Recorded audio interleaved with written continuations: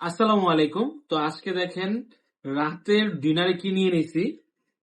আলু ভর্তা বাগার দিয়ে বানানো হয়েছে, আর হচ্ছে ঝাটকা ভাজা, আর সবচেয়ে স্পেশাল হচ্ছে বোম্বাই মরিচ। বোম্বাই মরিচের যে ঘ্রাণ, আমার তো এটার ঘ্রাণে খুবই ভয় লাগতেছে।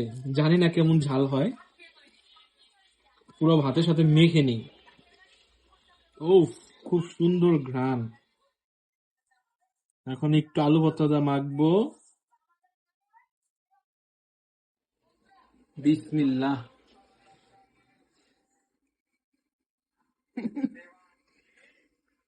খুবই ঝাল, কিন্তু এইভাবে বোম্বাই মরিচটা মেখে খেলে ভাতের সাথে ঝালটা একটু কম লাগে। হুম।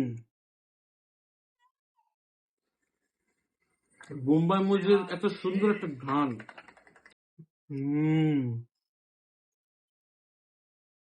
মাছ ভাজা, আলু ভর্তা আর বোম্বাই মরিচ, তিনটার কম্বিনেশন এতটাই জোস।